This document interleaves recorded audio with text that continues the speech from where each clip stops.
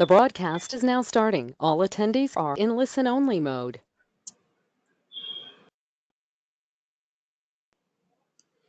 Yes, please go ahead. Okay. Welcome to Jack Wilson Center for Entrepreneurship Global Entrepreneurship webinar. This is the 5th in our series of webinars that we've been. I have joined Ashwin and Tom. Sorry, I'm a little late. Just want to go say ahead, hello Krishna. and thank you. Yeah, I just joined. I just want to welcome everybody, and particularly you, Tom and Ashwin. This is fantastic opportunity. We have almost 50 people who have joined us today. So good afternoon, good morning, good evening, wherever you are. And back to you, Tom. Go ahead, Tom. Yeah, and Ashwin. Yeah. Yeah. So again, welcome, and this is our 5th in our webinar series, and today we'll be discussing UMass Lowell's innovation hubs and venture incubators. Talk about the best practices that so many of you are in process of implementing the innovation hubs at your institution. Mr. Tom O'Donnell will discuss this, and he is the Senior Director of UMass Lowell's Innovation Hubs. Tom, take it over. Yes, Ashwin, thank you so much. Thank you as well, and everyone on the call. Thank you all for taking the time out of your busy days, I'm sure, to participate.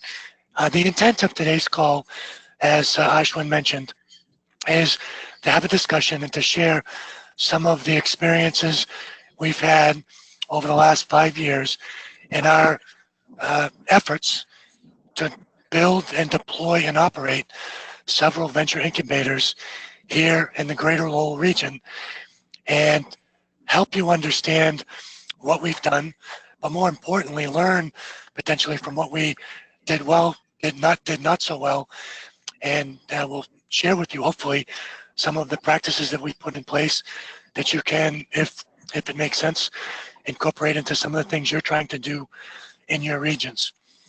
So as we talked about, we're going to cover numerous different topics in this session, from the beforehand strategy considerations as to why we did and why we're doing what we're doing, through some of the physical facilities and infrastructure, talking about how we build that community and work with our members, all the way through the programs and events. And we're really going to highlight some of those success metrics that we focused on, because ultimately, at the end of the day, if we're not achieving the strategic goals that we set out and doing things like making our operations financially sustainable, we will ultimately fail. But as we'll share, we've hit a great deal of those milestones, and in many ways, for one of our facilities, already achieved financial sustainability and have built a strong foundation for the future. And at the end, we'll obviously open it up for questions. So as we go through this, please jot down your questions, and we will try to answer those towards the end. About 10 to 12 years ago, University of Massachusetts Lowell basically reinvented itself in many ways. And that the ignition on that was when our new chancellor came in. The gentleman you see in the middle, Marty Meehan, came to the university as our chancellor. His number 2 in the university was the woman you see at the bottom, then the executive vice chancellor for the university, now our chancellor, because Marty is now the president of the overall system, and Jackie moved up into the number 1 role here in the university.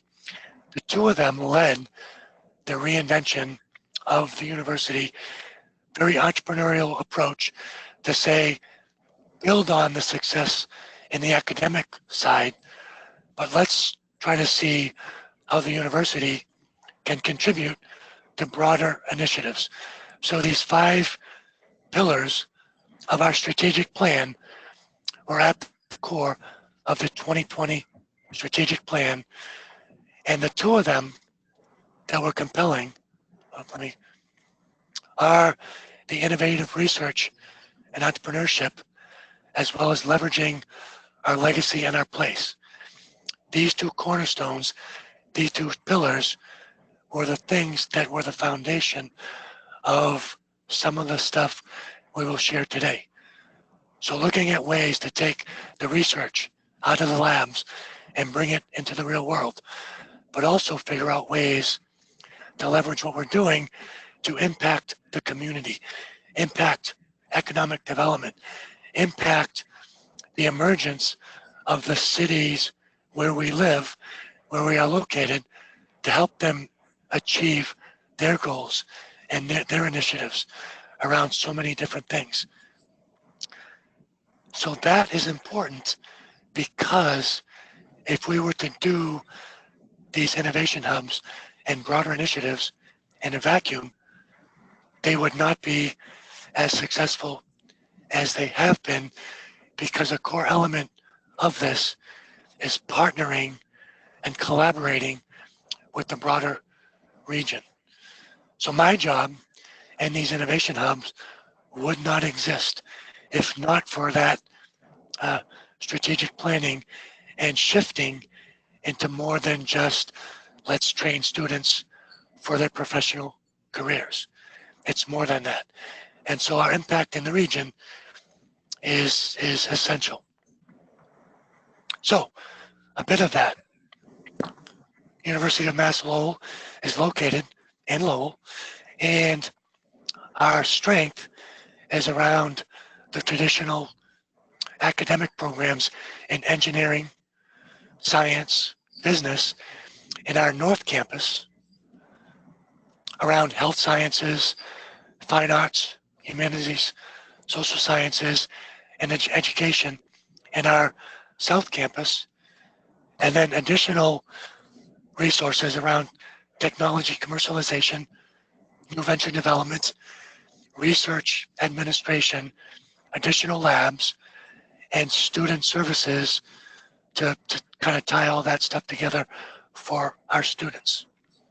Now, we could have located our innovation hub on campus in any one of those spaces potentially, but the decision was to put it downtown, tie it into the community, the business community, and where we are located is also what's referred to as an opportunity zone, an area that was targeted at investments, a lot of investment at the state level and the local level, and even at the federal level, to help that space, that region, to basically position for strategic development and position for success longer term for businesses, for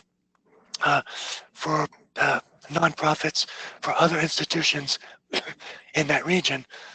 And it was important for us to be there so we could be a key element in that and tie together our resources with that emerging space.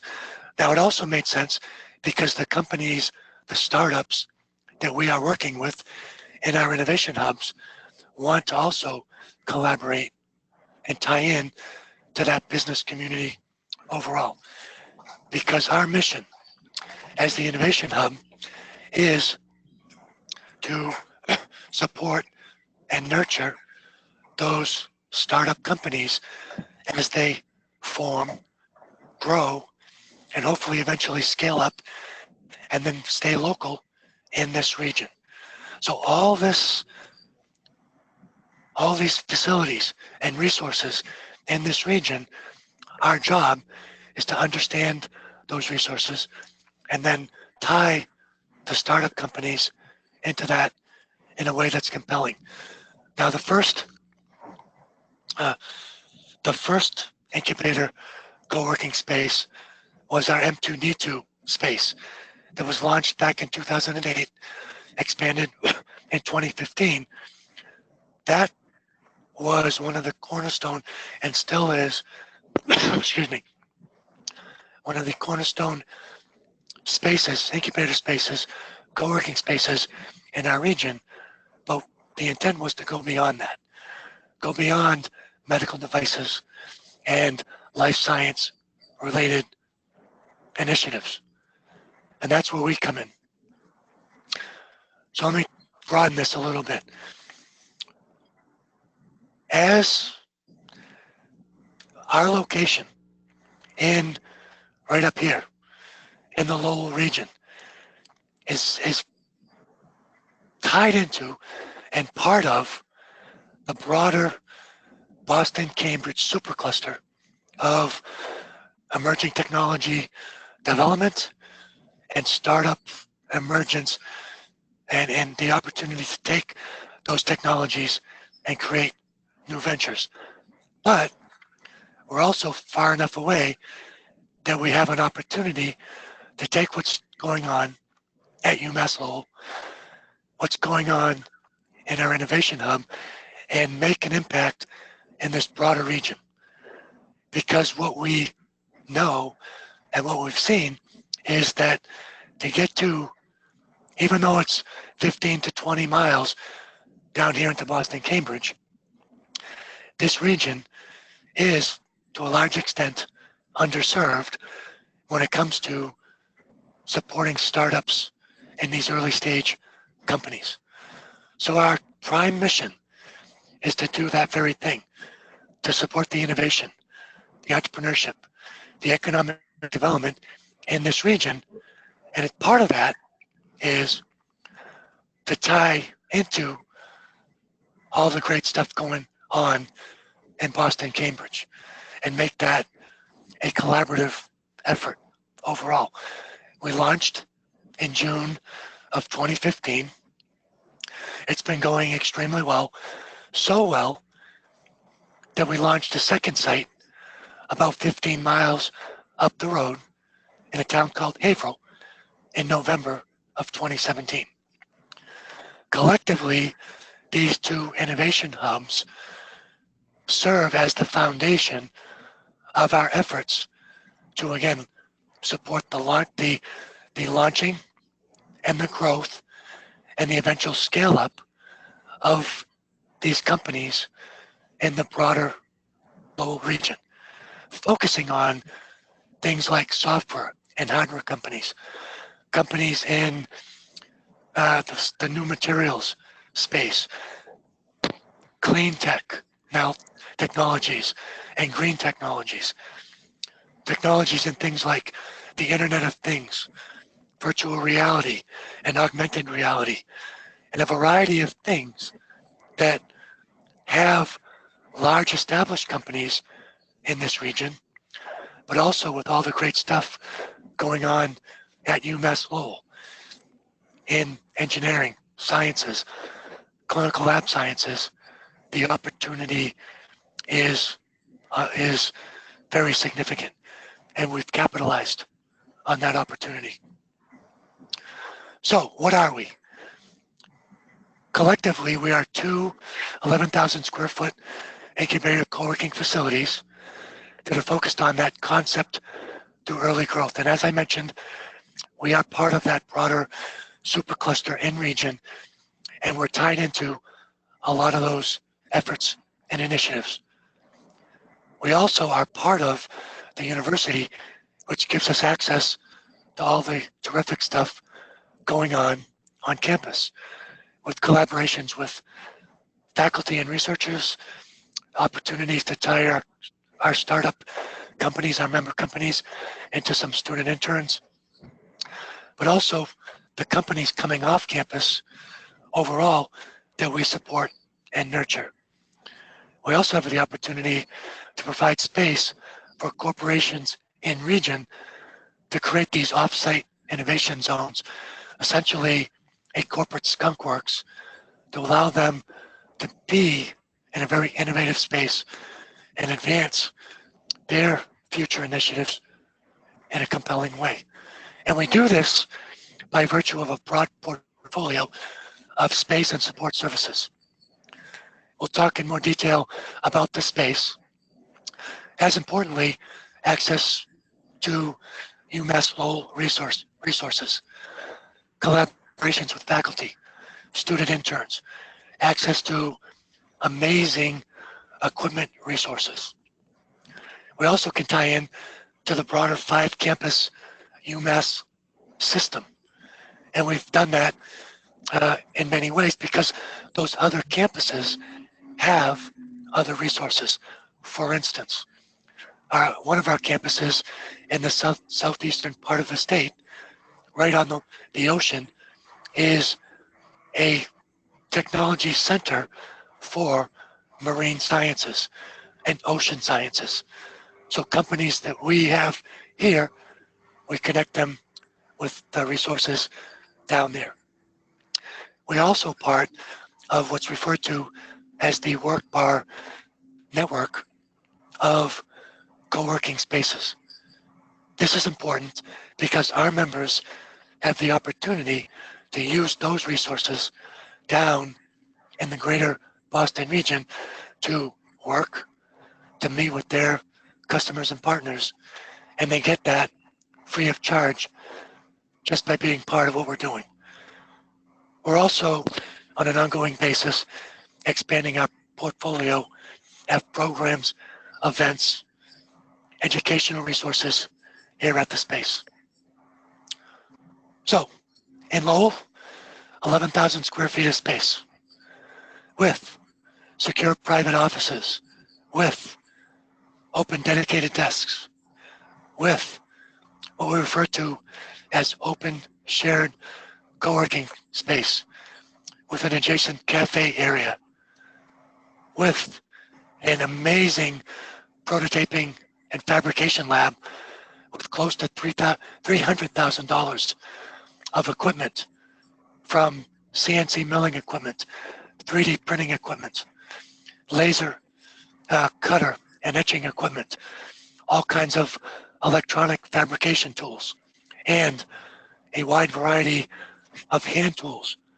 But in addition, access to similar equipment up on our campus, which is a short 5-minute drive for our members.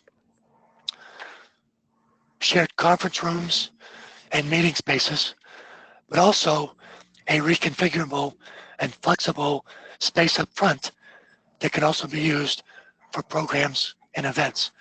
And we've hosted events upwards of about 225 people very comfortably. This space is now viewed in region as the premier space for events and programs in the startup, emerging company, and research commercialization community overall. That's taken some time, but we've gotten there, and this is the collision zone where people want to be to connect to leaders in the region. Up in Haverhill, very similar space. Private offices, dedicated desks, conferencing and event space, a prototyping lab. Initially, we did not build out 2 years ago, but right now we are purchasing tables that essentially put in some shared desks, some shared seats, because the demand here in Haverhill has gotten to the point where we need to put in those additional seats. Also gives flexibility for our members because from a pricing standpoint, both in Lowell and in Haverhill, for a shared seat, it's $275 a month here in Lowell, $175 a month in Haverhill. Dedicated desk, $375 a month in Lowell. I think it's $225 in Haverhill. The offices here in Lowell, $1,500 a month. Up in Haverhill, because it's a different location, anywhere from $800 to $1,200 a month. Those fees give everybody all-inclusive access to all the resources. Currently, 53 active member companies, and the collective two spaces, 96 or so entrepreneurs. I put the approximate because it's constantly shifting. As I already mentioned, a variety of industries that are covered. We've intentionally made it broad. We could have focused on a couple of these, and quite frankly, any number of these industries could have filled the spaces eventually. But because of where we're at overall, we're not there yet. We're currently putting in plans to expand the spaces even further. But at this stage, the flexibility was important, and it's served us well. To date, member companies have raised upwards close to $10 million in additional venture funding, grant dollars, and other fees. Additional 18 million or so that we've been informed is in the pipeline. And all of this, the core of it, is the economic development mission of the space.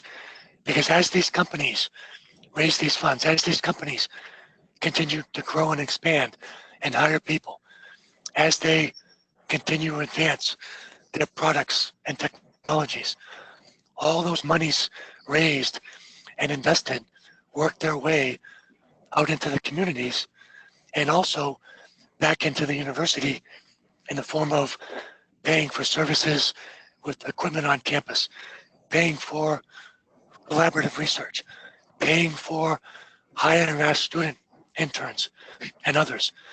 So it's this very virtuous circle of work that's pretty interesting overall and makes work from my team and I very compelling. Every day is different, and that's what makes it extremely exciting. So let me give you a couple of examples. Here in Lowell, non-spec, a team that's working on a low-cost, very reliable, flexible prosthetic limb for customers primarily in developing nations.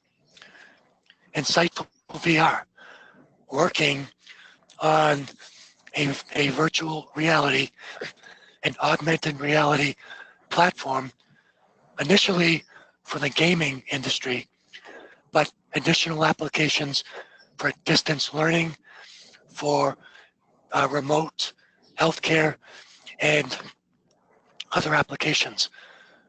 Phonitive is a company that's developing and already deployed, in some cases, a platform for what's referred to as communication platform as a service. Many of you have heard services services as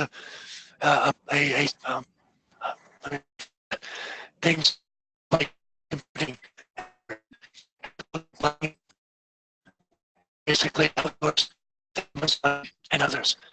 Phonitive deploys a platform for you to essentially hire them to provide you with network connectivity resources and computing resources. Communication resources like a virtual PBX for your company. Up in April, MicroShare, this company here, is working on a software platform to manage effectively Internet of Things network devices, sensors, controllers, other devices being deployed on networks for this emerging Internet of Things applications. Uncommon Catalyst is developing system dynamic tools in a package to help companies to plan and to strategize for complex projects and programs and understand how to invest more effectively, also how to manage more aggressively very complex programs and projects. And two companies that just graduated from our facility here in Lowell, KD Systems, working on, oh, let me go back, sorry, KD Systems, a image recognition solution initially deployed in healthcare applications to help doctors to analyze images from CAT scans and other diagnostic tools and horsepower technologies, an orthotic rehabilitative device, excuse me, for injured horses, primarily race horses. So, very important in this whole initiative is how do we create that community? Because when they join us, yes, they're joining the space. They're getting the workspace. They're getting access to printing, copying. They're getting access to the meeting space. All these other facilities. What they're really joining is the broader community. Here in the space, part of the UMass system, but more importantly, the broader community that we've pulled together via a large set of external partners. And our job, as this says, is to nurture and support this regional entrepreneurial ecosystem and in many ways create that collision zone for all these players to come together and develop their teams, develop their collaborative partnerships, look for investment dollars, identify their customers, early customers, work with potentially supportive community and government partners, and just navigate this very complex, dynamic technology commercialization pathway that they are on. So when we look at this, all these groups and organizations from government agencies and these quasi-government agencies, service providers like lawyers, bankers, accountants, human resource professionals, other academic and research organizations, nonprofits and foundations in region, and of course, the UMass Lowell and the broader UMass system partners and alums that we want to tie our member companies and entrepreneurs into more broadly. So when we look at this, organizations like the Mass Clean Energy Center, the Mass Tech Collaborative, Mass Development, which is one of these quasi-publics that has a large checkbook and funds that can be brought to bear for many of these companies. The Clean Energy Center as well, in the clean energy space. Both of these organizations have already invested dollars, not only in our operations, but also in several of the companies. Greentown Labs, Digi, two organizations that are focused, for instance, on the clean tech space for early stage companies, for early stage companies in the digital gaming space. AFOA, I'm not going to say the acronym, but you can look it up. It's the next generation of functional fabrics and textiles.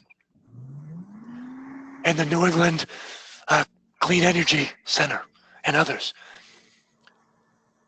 Regional chambers of commerce, other organizations focused on supporting startups in the community, and I already mentioned WorkBar.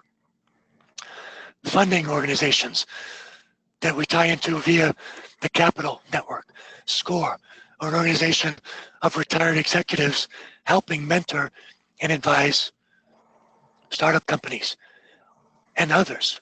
The point of this is we cannot do everything on our own, but we are at the center of this whole community, and all of these organizations and more. We have established relationships. We can pick up the phone, we can call them and connect our members to them. They can pick up the phone, call us, do the same thing, tie into our resources.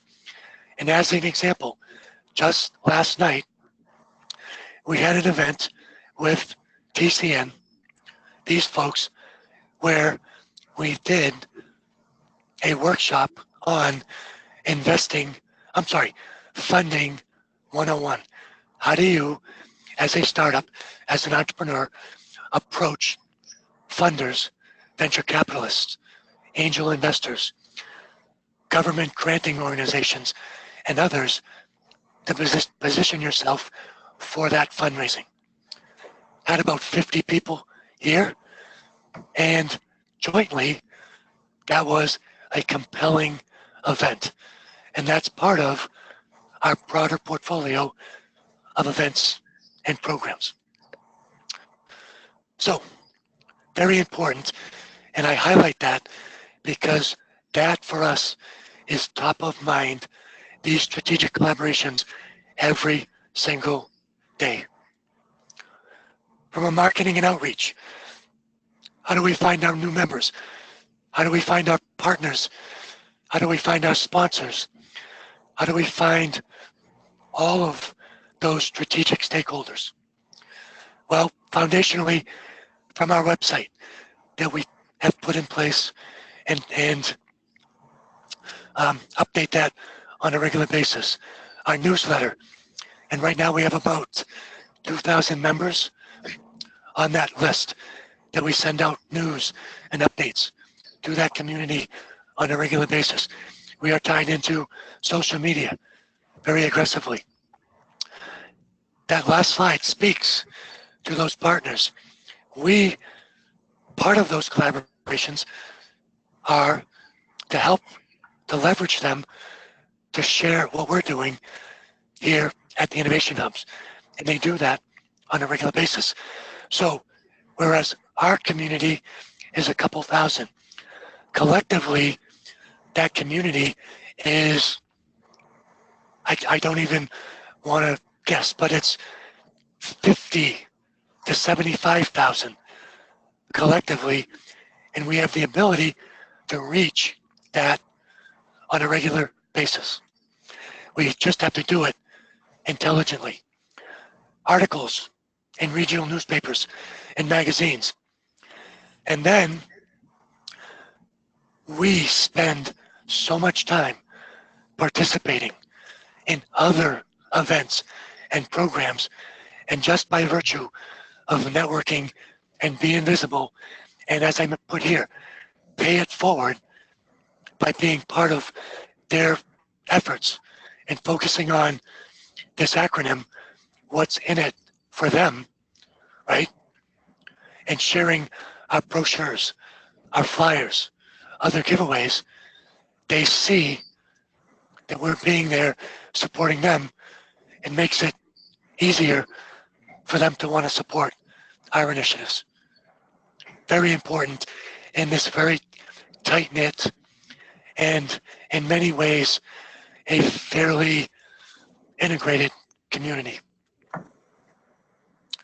So from a programs and an events, I touched on some already. It can be core training and workshops like the fundraising 101 I mentioned. Things like legal startups, legal issues for startups, how to strategically partner with larger companies and others. So one category of stuff. Maybe there's opportunities for these broader industry events, emerging technology, where that's going. What's going on in the broader region in terms of government programs, funding programs. And then just bringing people together to network, to come together in ways that we don't necessarily see the initial impact, but are willing to be that collision zone, to be that connector and convener for that community of innovators, that community of entrepreneurs. And we spend a great deal of time on that as well. From a funding standpoint, from an ongoing basis, we initially got some seed funds, but even though we are part of the university, we were told early on, yes, we'll seed fund you, but you need to be sustainable on the intermediate stage, but longer term. We've gotten there in Lowell. We're getting there in Haverhill. It's going to take a little bit of time. That sustainability is tied to these 4 buckets. Membership fees. Every member here pays us a monthly fee. Grants and donations from the government, both local, state, and federal. That's been very important in the early days. It's still very important. Also foundations and other organizations. Sponsorships from corporations, sponsorships from other groups that see the value in being here, see the value in being part of what we're doing, because it's a way for them to look for opportunities to invest dollars in these startups, to look for those acquisition opportunities overall, and just be visible in the community and pay it forward.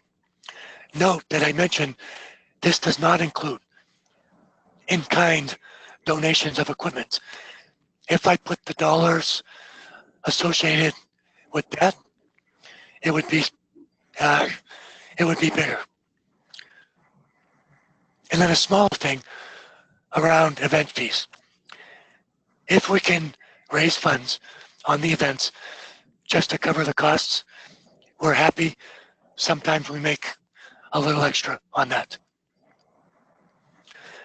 Seed funding, we got a significant amount of seed funding from external sources and some internally. That got us to the point of operations overall, to build out, to buy the equipment, and operate for the first couple of years. That was important. And as I mentioned, right now, we're at the point of sustainability for for Lowell.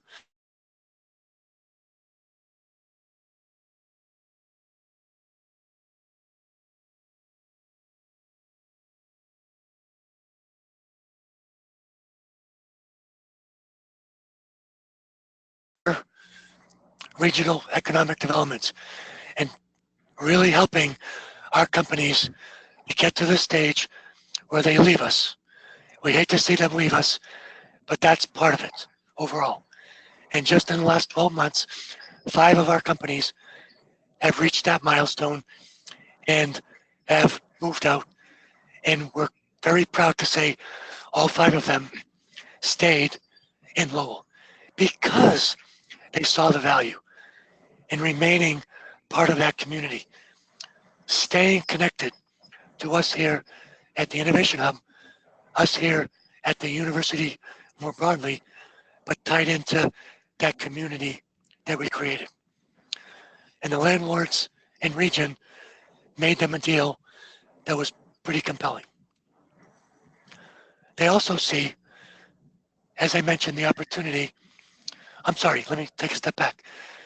Our success is also how we tie what we're doing here at the Innovation Hub back to the university more broadly, with some collaborative research funding with our faculty, with additional student internships and potential opportunities for capstone projects.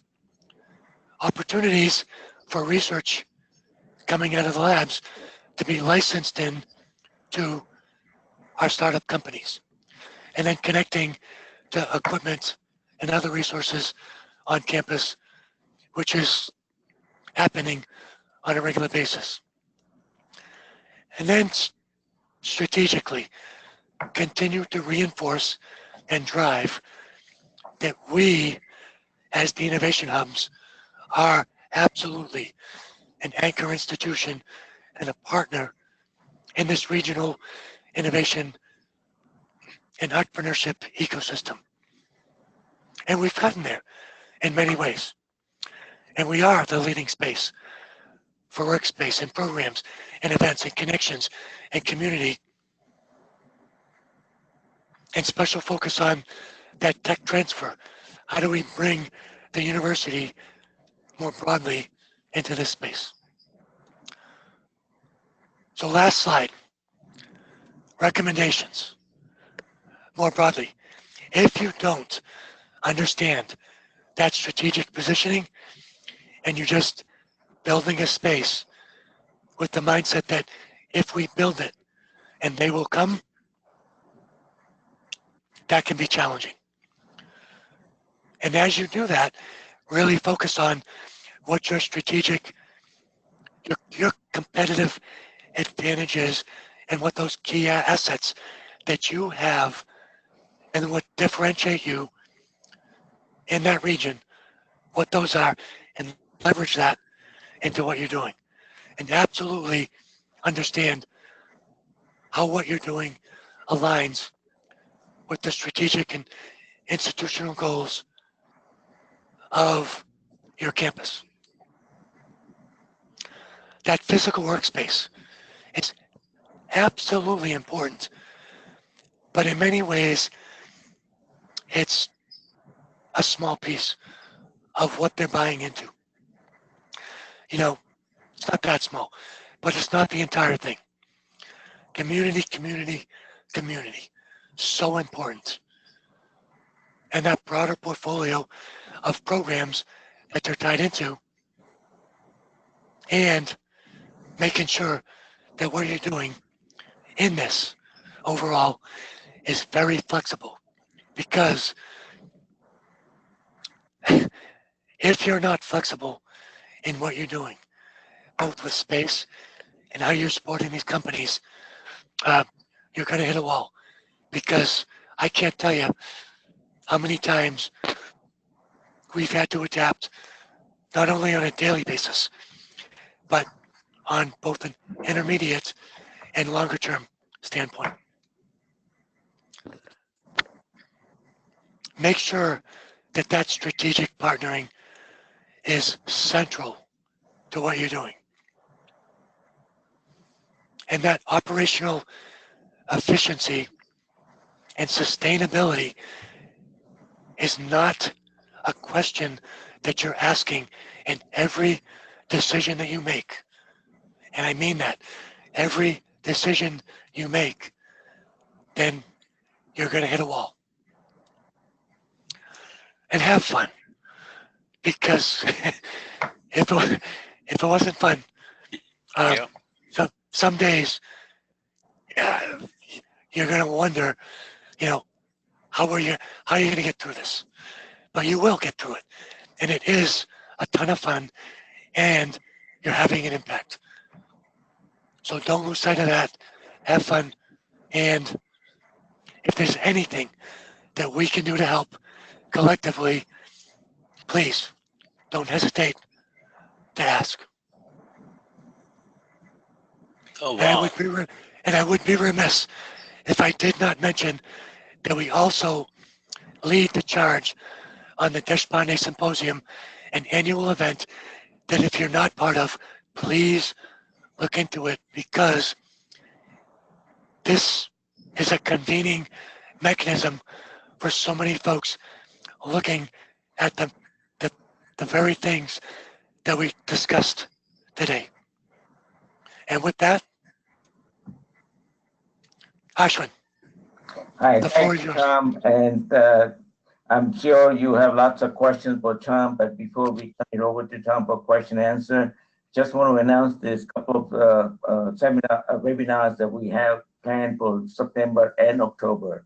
In September, we'll have a webinar on technological entrepreneurship, discussing some of the practices and research, as well as in October, we'll have the crowdfunding research and practices. So please put that on your calendar. We look forward to having you participate in this webinar. If you need any more information about our webinar and other activities, you have my email address here, as well as our websites. So please visit our websites and you'll find a lot of other material as well. Thank you so much for attending this webinar, and I now turn it over to Krishna. Okay. Thank you, Ashwin, and thank you, Tom, particularly. That was such a fascinating and very impressive constant series of accomplishments, and I'm sure it's a lot of good teamwork that went into it, but the presentation was so clearly put out. So thank you, Tom. I'm going to open it up for anybody who has comments, questions, and anything that they want to do. I think Elsie has been waiting to have a little conversation. Elsie Meow. Elsie, I'm going to unmute you and please jump in. And anybody else who wants to send comments and wants to talk, please do that. So Elsie, I'm going to unmute you and you're on, Elsie. Come in. Thank you so much, Krishna. Tom, thank you so much. This has been a beautiful presentation and so generous and insightful of you in the way that you laid it out. You're very welcome. Thank you. I'm not in the education community. I'm one of those folks who's in the ecosystem, if you will. We help organizations to come together collaboratively around a sense of shared fate, which hopefully turns into a sense of enthusiastic shared destiny. And it looks like that's what you do. One of the specific questions I have is off something you said, which is you'd recommend not building it and expecting that they will come. And, you know, we'd support that too. But then the question is, okay, then how do you build your engagement with them, with those who you're serving? And it feels like who you're serving is the regional communities development. I mean, ultimately, that's the impact that you're accountable for, right? I mean, that's the system you're part of. That's why your partners participate, because they have a sense of shared destiny. Yeah, so we were very fortunate that very early on, we had those strategic discussions with some very important partners. And one of the key partners was the state of Massachusetts, which was one of the early financial backers with the seed funds to get us to build the infrastructure that we have here in Lowell and also up in Haverhill. As that was taking place, okay, and based upon the success of an existing space, as I mentioned, M2D2 here in Lowell, but also the successes of other similar spaces in the greater Boston area, down in Boston, Cambridge, we were able to extrapolate and make the case to those funders that based on the dynamics, the demographics, and the geography up here in the region, that what we were doing actually made sense. As we were doing that, we were also reaching out to the entrepreneurs, reaching out to those organizations that I mentioned in that slide, reaching out to other potential partners. So as we hit the ground, when we open up our doors, we already had a strategic plan of potentially who we were going to reach out to, and we already reached out to some as new members, as sponsors, as partners. So it wasn't like a handful of us sat in a room and said, hey, we got a great idea. Let's build a space. Let's find some money and let's put it out there and see what happens. Now, in some cases that does happen, and in some cases it's backed by some very deep-pocketed folks who, by virtue of their experience, they have a strong belief that it will be successful, and in many cases it will be successful. But I would strongly advocate bring those people together those strategic stakeholders much earlier on so that whatever space is being built aligns with all of the things that those early stakeholders and potential members and investors and sponsors, that it aligns with what they want to do as well. Right, Okay. thanks. And I assume that there's a mechanism for you to stay in touch with their evolving preferences too. Oh God, we talk to them all the time because it Yeah, not great. Thank you. not will it change when it changes, because it will change. Thanks much. Okay, Congratulations. okay. Yeah, thank you, Elsie, and thank you. Now, the next question is David. I've unmuted you, David Ferro. Just come in and ask your question yourself. David, is your microphone? Or I can read, but I thought, give you a chance to talk. I've unmuted you. Your microphone is green. You should be able to jump in and talk, but unless there's a issue with the okay, mic doesn't work. Okay, I'm going to read it out. Okay, so his question is, what kind of human resources do you need to make this work? For example, how do you get students, especially undergraduates, to get off campus to help in the centers, especially behavioral? We have had a problem getting students off campus. So I think that the bigger question there is from a staffing standpoint, what resources do you need? What resources would you like to have versus what resources can you get by with? And the reality is we've had to adjust to the latter because we never have enough resources to do everything that we want to do.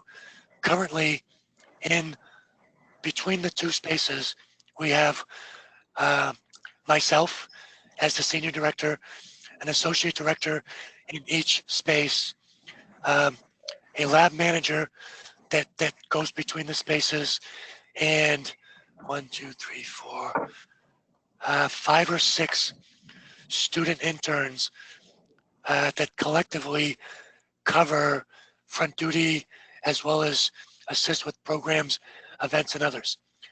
That nowhere near covers everything that we could and should be doing. For instance, if we had another person focused on programs and events, that would allow us to ramp that up much more aggressively. If we had somebody focused on community building and maintenance, that would be phenomenal. Now, ultimately, my job and at least 50+% of the associate director's jobs should be external to the space. Right now, too much of that is focused internally. We're adjusting and working on making that more externally focused. And when we get there, partners, sponsors, collaborations, all that other very important stuff, that'll ramp up even more aggressively. So it's a balance. We never have all the resources we need, but we're making it happen. Great, thanks, Tom. Yes, somebody was asking about a soft copy of the presentation. I guess we could make that available as well as a recording. I noticed that we have among us one of our IFES industry partners, Dora from Siemens. I'm not going to bother you if you're not interested in making a comment, but I want to thank you for joining us. If you think there's something that you want to chat about, I can unmute you or comment. I'll leave the option up to you. Anything, Dora? You want to? All right, I'm at the. No, I don't. Okay, so let's move on to Ashwin. Back to Ashwin and wind up. Thank you so much, Krishna, and we look forward to having the next one on September 24th. Please put that on your calendar, and also we will be sending out the recording link in the next few days, as well as we'll make sure that you get the soft copy of this presentation and other information. So thank you again for joining, and thank you, Krishna and Tom, for conducting this excellent webinar. Fantastic. Thank you, Tom. This was amazing. You're a superstar. The way you made the presentation, and everybody's excited about having listened to you. And I think there's lots of takeaways for everybody in the webinar. And anything you want to add in conclusion, Tom? Well, listen, I was very sincere in my comment that if there's anything that we can do, please, please, please, don't hesitate to send an email, reach out to us. And if you're ever in the region, please consider our space either here in Lowell or up in Haverhill as home base. We can make it available if you need a place to work, place to crash, and we invite you, please, to be part of that community. And we look forward to collaborating as we move forward. So thank you all for the opportunity. Enjoyed the discussion, and please don't be a stranger. Thank you, and goodbye.